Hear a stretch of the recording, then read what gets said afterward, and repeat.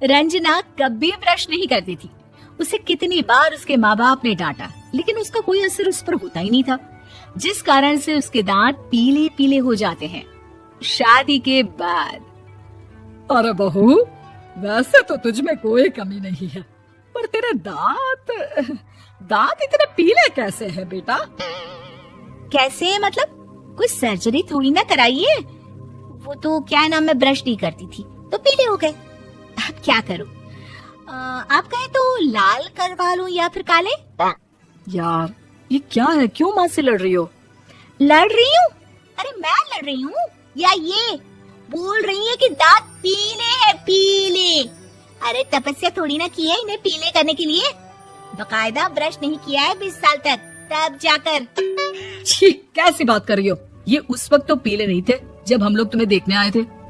अरे तब साफ करवा लिया होगा डेंटिस्ट के पास जाकर। अब देखो कैसे पीले पीले लग रहे हैं। रंजना सास की तरफ गुस्से से देखती है। फिर शुरू हो गई पीले पीले पीले। अरे पीले तो तब भी थे जब मेरे हाथ का रसगुल्ला उड़ा उड़ा कर खा रही थी और बोल रही थी, लड़की नहीं गुणों का खजाना दे रहे भाई साहब आप। खैर, अब वो लोग करते भी तो क्या करते, पीले दांत वाली बहू पल्ले पड़ी थी तो झेलना तो था ही। एक दिन कीर्तन में रंजना गाना गा रही थी। अरे कमला बहन, माँ का द्वार है, यहाँ तो सब शुद्ध होकर आते हैं, फिर अपनी बहू को ब्रश भी नहीं करवाती तुम। दूर से पीले पीले दांत भक्ति में बाधा उत्पन्न कर रहे हैं। अरे कोई 2 साल की बच्ची थोड़ी ना लेकर आई हूँ मैं बहू बनाकर, अच्छी खासी लड़की है। अरे कैसे करवाऊं ब्रश, ये तो उसे खुद करना चाहिए ना। अब माँ बाप तो इसके जैसे तैसे निपटा दिए, ये नहीं सोचा कि सास कैसे संभालेगी। सास बहू को लेकर घर आ जाती है, लेकिन सोच लेती है कि अब इसे लेकर कहीं नहीं जाएगी। अगले रोज बहू कहती है, अरे क्या हो गया, मंदिर नहीं जाना क्या? कीर्तन का वक्त हो रहा है। मेरी मधुर वाणी से कान्हा जी जागते हैं और सोते हैं। आप तो जानती है ना उनकी भक्ति में कितना मन लगता है मेरा। वो क्या है ना, तबीयत ठीक नहीं लग रही है मेरी, आराम करूंगी मैं। तबीयत ठीक नहीं लग रही?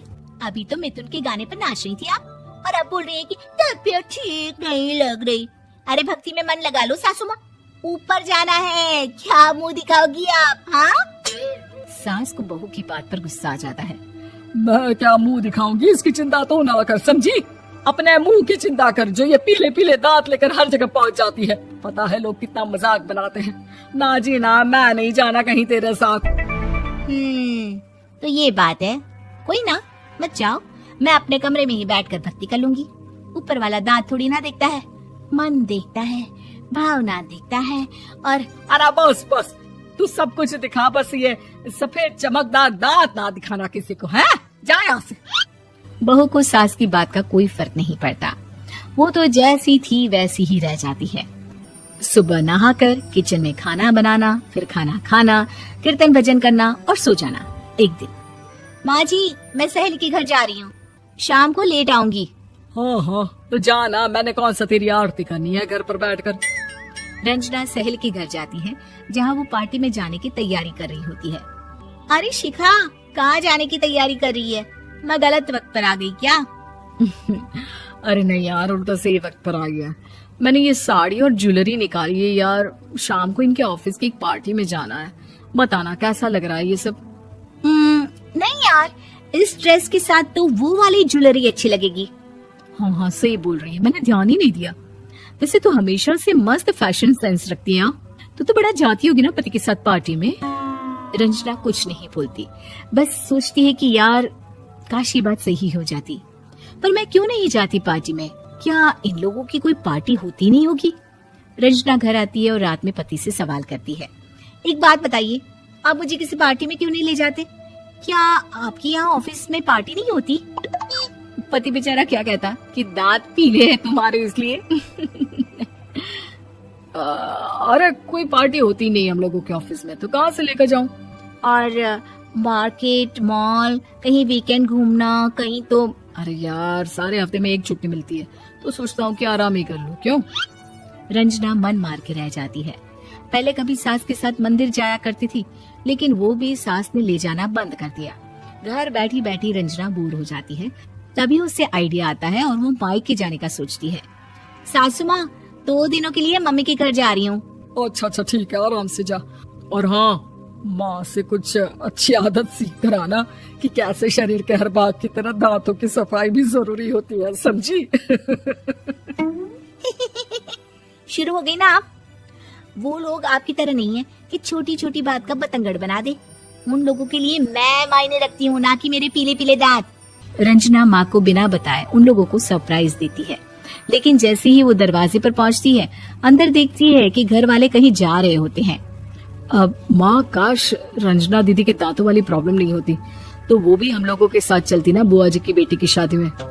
हाँ बेटा, लेकिन अब उसे कौन समझाए कि उसको उसके पीले दांत नहीं दिखते, लेकिन उसके आसपास के लोगों को कितना एम्बैरेसिंग फील कराते हैं।